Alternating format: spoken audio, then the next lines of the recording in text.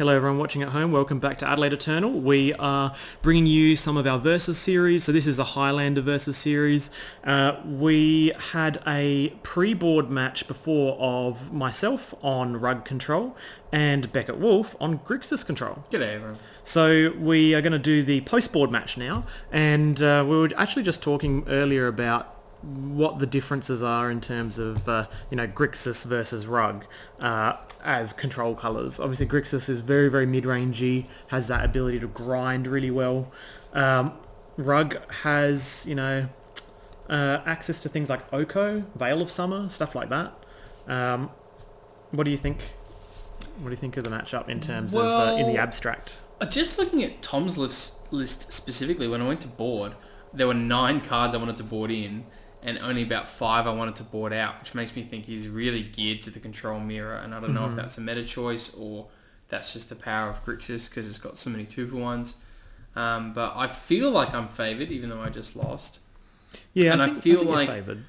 Green has this really good ability of being able to play cheap cards like Hex Drinker and, I know you're not playing black, but like Leovold, and it's got some really, really strong threats that it's able to play, Tarmogoyf and stuff. And so and those threats are typically cheaper, and I think that lends itself really well to even a control deck where you can play the same sort of card advantage for sure, without having to tap out for a big threat.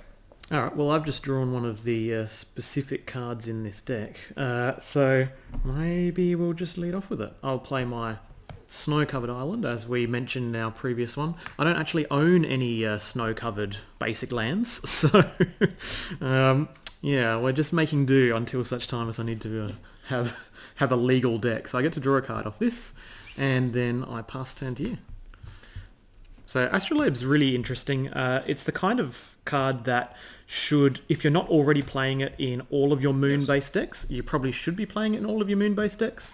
I just picked up my playset. I don't know where to use it, but I like it. I play with typically more basics, like 1 or 2 more basics than most people I find. And now with Astrolabe and Prismatic Vista, I think playing just a couple more basics is really, really where you want to be.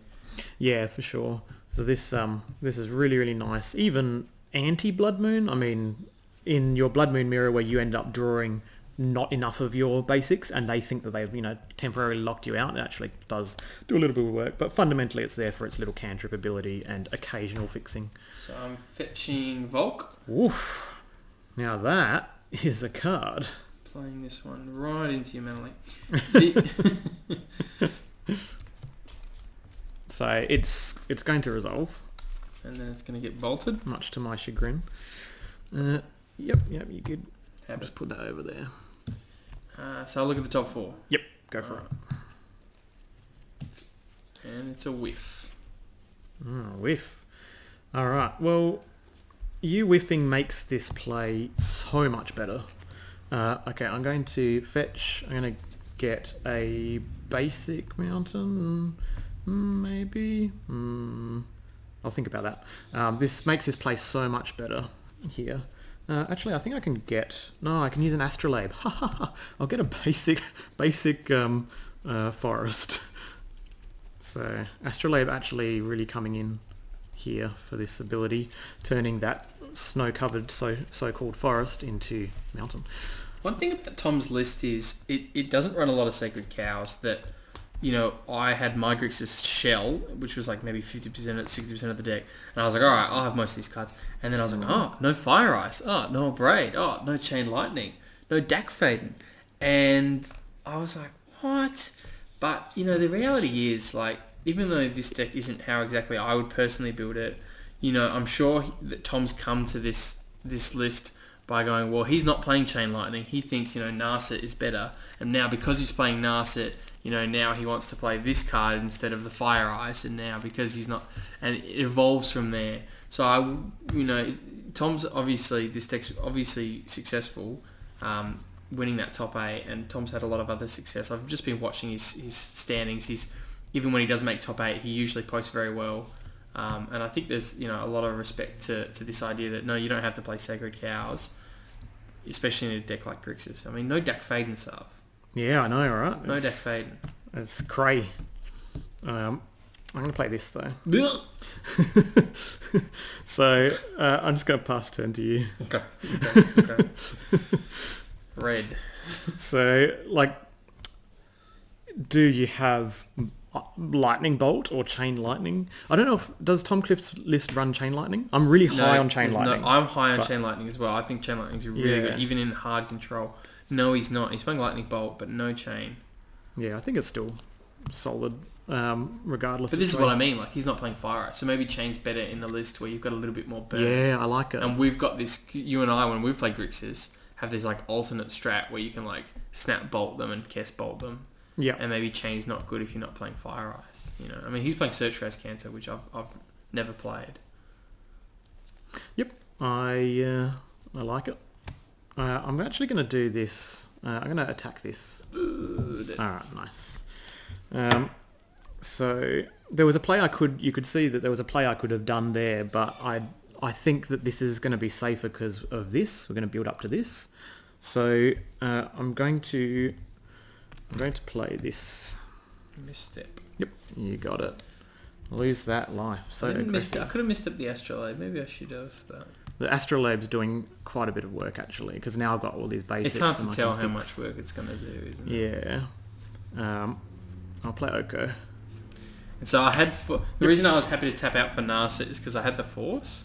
Yeah. But it wasn't Blood Moon or Back to Basics. It was the creature version. The creature version. And I was like, ugh. Nice. But normally I probably wouldn't just so run good. out a Narset like that. Seems fair. Yes. Alright, so untap and draw. Oko obviously deserves a whole lot of respect, which is why it gets forced there. The clock is huge. I was earlier going to play the Oko and make this into a beast, but I think that a beast elk. I think that this play was just more conservative because I want to actually keep this for the fixing, as you'll see now. So I'll shock. Oh, there is no shock, right? There is no shock. New You're rule. right. Yeah. So I use this to turn, this into Titania. to green, and I play Titania. That's concede. Yes. So, in game one, when you saw before, we didn't actually draw any green cards at all. But these are the green cards. The green cards are payoff cards. You've got Titania, you've got Tireless Tracker, you've got Oko. These are amazing green cards for your main deck. And then in your sideboard, we get what's that one called? Veil of Summer and Veil's really strong right now. Sylvan Library and Carpet of Flowers. Like, you get so many really, really powerful green cards that make a control deck tick. Are you playing Wrenn and Six? Yeah, Wrenn and Six is really sweet. There's a lot of good stuff. It's good with Ash Barons. Like, Rug's just a good colour to be in. Yeah, absolutely. I think the addition of Oko and Wrenn and Six in relatively swift succession is, I think, probably the defining feature of 2019. Oko, Wrenn and Six, Veil of Summer, that kind of time when we said, hey, I think Rug is the correct set of colours to be in, and if you're not playing Rug colours, then why? Like, that's the thing. Like, what advantage do you have? Is it that you're playing Grixis and you have a better grind ability? Is it that you're playing, blue, red only and have advantage with your moon effects? Like, you just have to have a reason for not playing the Rug set of colours, really. But we're going to see a second sideboard game. So even though I've given Grixis a walloping here, we're going to go and try and make it at least a 1-2. So you're trying to play for the dignity of getting an extra, stealing a game, right? Getting an extra game in, which I reckon you'd be able to do, right? Well, this is a keep from me. All right, let's have a look at what I got. I think it's hard to play around. And I found this in game one. I found it difficult to play around both winning the card advantage battle and also playing around the moon effects. And I'm not quite sure. Sometimes it's a bit too hard to do both. Yeah, absolutely. For instance, this hand gets beat by moons, but I can't really ship it because it's lands and spells. So If you want to take us away, Sarv. All right. So one policy you might not have noticed is we basically just alternate being on the play and on the draw, so you always get opportunity to do both. So even though I won the last game, I'm on the play here, and sometimes that can be an advantage for you, all right? Just because having extra cards in this matchup is very good. Ooh, okay. All right. Tom's playing this as well. Yeah, this is really old tech, I find. I used to play it all the time, and then I started cutting it. Yeah, I was the same. based I on used the to play format. it, and then I cut it, and it's getting a resurgence. Yeah, that's right. So let's go... I know you don't play Days, so this isn't a problem. I'll play Contemplation, the as well. French Ponder. So we look at 3, and we get to sequence them any way we choose. This is pretty sweet. I'm pretty sure we keep, we don't shuffle, and the order is going to be like this, and this... Yeah, okay. It's going to be like that. And I'll put this away, I'll draw this card, and then I will play this. Alright, go for it. So I am going to fetch Island and play Strix. You might say I could hold up Counterspell or bluff Counterspell, but because he's got visions, I think, you know, if he didn't have visions, I probably would, but because he's got visions, like, it's a bit of a ticking time bomb for me, and I am going to lose the card advantage battle if I don't start doing something and being mana efficient, or, you know, trying to dig for an answer or something. So that's why I'm playing Strix here. Yep. Does Strix resolve? Strix does resolve. Alright, so I will draw and pass. So I'm going to do something here that is very, very much an iconic motion nowadays in kind of beforehand Legacy, but now in Highlander. It's punishing 1 toughness creatures. So I'll pass turn. Actually, no, I'm not going to pass turn. I've got plays here, right? Plays? You've only got 1 minute. I know, right? Crazy. I got crazy plays. Because there's always a chance that he could slam a Narset here. So I think we play and just play around not getting locked out by Narset, and I'll fetch and cast a Preordain. Because you don't want your Narset, to shut off both your Preordain and your Vision. So here, like, to be safe, I Preordain to try and find an answer to Narset to make sure that I don't get locked. So I scry 2. These are the cards that I've scried, and so it's pretty much going to be keep like that, and us. Yeah, that's right. Keep like this. Yeah. And I'll draw this. Alright, go for it. And I'm feeling pretty far behind here. So I play Lily Last Hope, but to be honest, it's actually pretty trumped by Wrenn and Six. The reason I'm playing it is because I'm behind. I need Lily to be good next turn when I untap, but I can't neg it and get Strix because Wrenn will kill it. Yeah. And if we're both going up, my Lily's not doing anything. Yours and races. Wrenn is getting A land and developing so the board. so it's, even though it's a more powerful spell because it's 3 mana, it's actually trumped by Wrenn. But I have to play it here because I feel behind and I want to deploy something, so I'm going to pass. Wren's such a defining card of It's Highlander. Now I've already set this card up, so we've been looking to do this, right? I go to 3 and I return this, and then I'll crack it, and I'll lose 1, and I'll play this, and then I'll pass turn. So I have a Visions that's coming off of Suspend relatively shortly. If you kind of tried to build, because I tried to build Rug Control, and I even talked about it on the podcast, saying like there's no reason to be Rug Control. Rug Control just isn't a good set of colours and so on in Highlander, and that was in 2018. And the moment we hit 2019, we end up getting a whole bunch of things printed. Literally, Wrenn and Six, Oko, and Veil of Summer are a reason to be in these colours. Yeah, they're 3 real powerful, not just playable, but like you want to find space for them sort of cards. So I Ancestral Recall myself, and then I get to draw a card. So, spoilt for choice here. How brilliant is that? Okay, so I get to play something. Let's play this. So I'll play this land. And now Wrenn and Six is going to start managing Liliana, I think, because I don't actually need the lands at the moment. We go take her down to slightly. And then we're going to go... let's play this Dak Faden.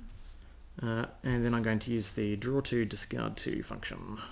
Let's go 1, 2, and these are the 2 cards I have. Interesting. That's not ideal, but we'll discard this, and we'll also discard this.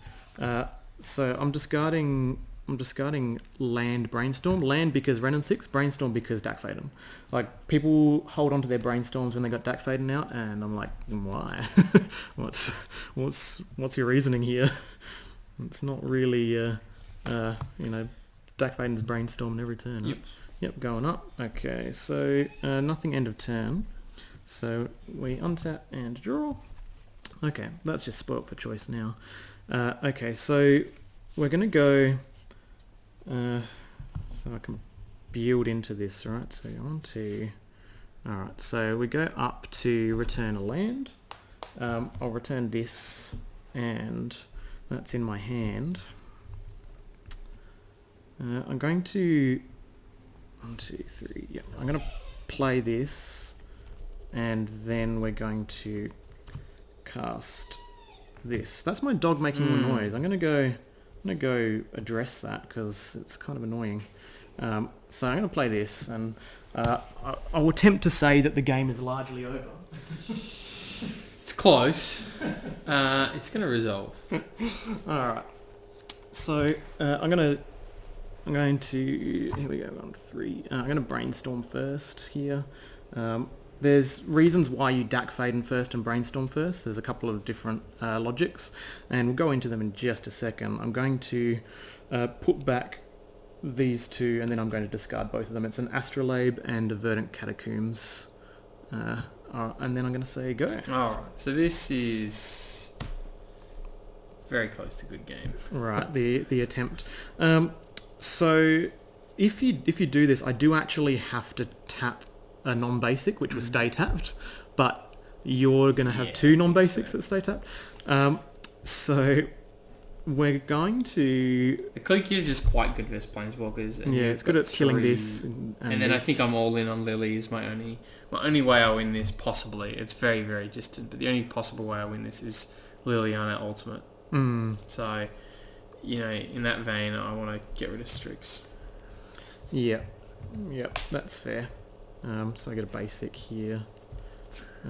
So as much as Beckett wants to concede, I'm sure the audience wants to have a look at what actually happens here. So I do have Hydroblast for Wrenn and Six, so on that. I think that's relevant. That's definitely relevant.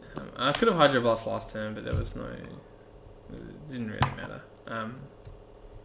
Because I hit the 3rd land for the Clique. I wanted to kill Jace with Clique, obviously. Yeah, that's exactly right. Like, you'd be able to actually stabilise the board there if I don't have a counterspell. Yeah, if I could kill Jace with Clique and then untap Hydroblast Wrenn and have Lily on 6, I think I've got a chance. Yes, very true. Alright, so... now it's just a hoping game. But between Jace and Dak, you're very likely to be able to find something for Lily in the next 2 turns. Surely, right? Because once this is on all it takes is a bolt, I think. Or creatures. Although creatures, she does neg 2, neg 1 creatures, so it's got to be a decent creature. It does, make the creatures smaller. So I think we don't have the opportunity to return things, so we're just going to Jace Brainstorm here, and we get 3 cards. All right, so I'm going to actually keep this. This is really quite good. So we're going to need a couple of things here to line them up, but we don't actively need them per se. It's not like we're particularly worried about the situation. We are going to return this, and they're probably going to be milled again to build up. It's quite funny that this particular card is, when I'm this far ahead, it's actually not that important. So, wow, spoilt for choice. Alright, so I'm going to pitch these to this land and this Hex Drinker, which just indicates how far ahead I am. Yeah, I mean, Hex Drinker's a creature that does beat Lily, because you can level it up at sorcery speed before I untap and kill it, but it taps you out as well. Exactly right. I think we play this Carpet of Flowers. Yep. And so we have 2 islands over here. 3. 3? Oh wow, Water Grave hiding down there. Very nice. Okay, so I'm just going to go green, and we will... 3 green, right? Green. 3 green. I will concede there. Alright. So this is the reason to be in green, right?